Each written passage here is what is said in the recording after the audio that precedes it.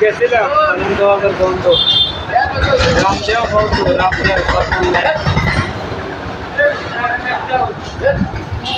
কেউ দেয় নাই আমিও মটন কিনে ভিডিও করে নিয়ে চলে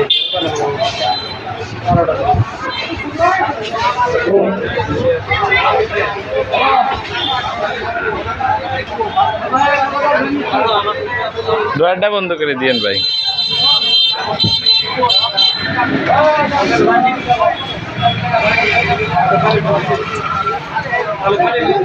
এদিকে আসবেন না।